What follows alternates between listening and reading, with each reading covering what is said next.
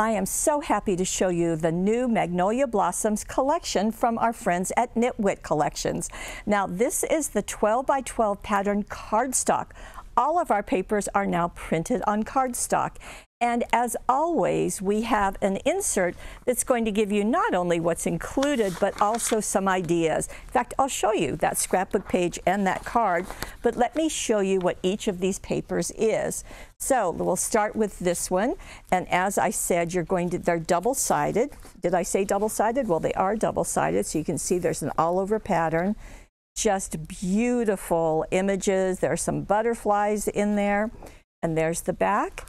And here is another, very, very pretty. And there is the back. So we've got light, medium, and dark blues. And isn't that pretty with those swirls in the center? Just gorgeous. There's the back of it. We bring in some green to coordinate with all those leaves. I love it when there is a wreath like this because if you're a scrapbooker, you know where your photographs are going to go. If you're a card maker, well, you know that you can make 4 cards out of one 12 by 12 sheet, and this is just going to be perfect.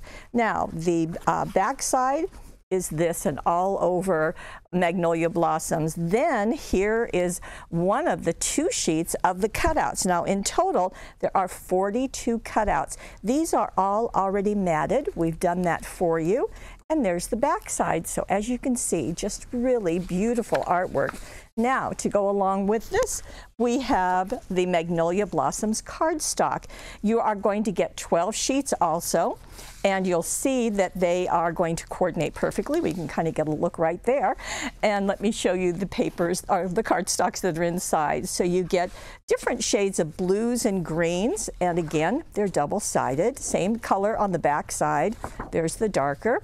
There is the lightest blue, and there is kind of an olive green and kind of a khaki, and then also a lighter green. So all of these, as you would expect, are going to coordinate perfectly. Now, what might you do with these two? Well, certainly, if you're a scrapbooker, here's an excellent way. Oh, fun, to offset another of the papers. Add one of the cutouts, and you are set. Just really beautifully done. You can also go into the cutouts. And so this sheet, or this card, is using not only the solid paper and the patterned cardstock, as well as the cutouts. Just really, really nice. Now, we also have the same collection in 6 by 6. Now in this case, you are going to get 24 sheets altogether, including 84 cutouts. Now it's the same images that you saw in the 12 by 12, so let me just flip through these again. But you know, for some reason they're just so cute when they get into the 6 by 6 size. And as you can see, we have them all, including all of those cutouts. Now, I kind of thought maybe the cutouts would be too small, but they seem to work perfectly well for the 6 by 6 size. There's the back side of it. In fact, here is a card made using the 6 by 6 papers and the cutouts, and they work perfectly. Now, that's not all. We also have the 31 cutouts. Now, these come on 2 sheets, just like this. Again, they also are self-matting. And here is the card showing you just one way that you can use these. And this has got just 1 piece of pattern paper, and it's got 3 of the die cuts.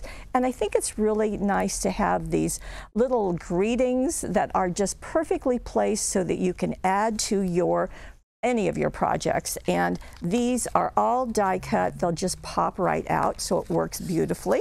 The card I just showed you is on the back of that package. Now, to go along with more embellishing, we have chipboard. There are 8 pieces on here, and you can do like Debbie did, and she decided to leave some without coloring them. She did kind of use some of the markers right there. Teresa decided to go stronger onto the markers, and then she also colored it with some of the glitter ink and just does a beautiful job. In fact, it's really nice to see the different sizes of cards that you can do. Now finally, in this collection, we have cutting die, and there are 4 pieces. So there's the full blossom with leaves and a stem. Then there's just the blossom, and then a portion of the blossom, and then the center. So you've got very many options that you can do. You can use them with cardstock. It just makes it so easy to put this together. Do the first one in green, the others in white, maybe in blue, and layer them. Cardstock was used here. Or you could use our flower foam that is just so beautiful when it gets heated up on an iron. So many things you can do with this collection. As I said, we have everything here. By the way, this is an exclusive collection here at paperwishes.com. So magnolia blossoms in 12 by 12, in 6 by 6, with coordinating cardstock. I'm running out of room on my table, as well as die cuts and chipboard, and a beautiful cutting die. All of this from paperwishes.com.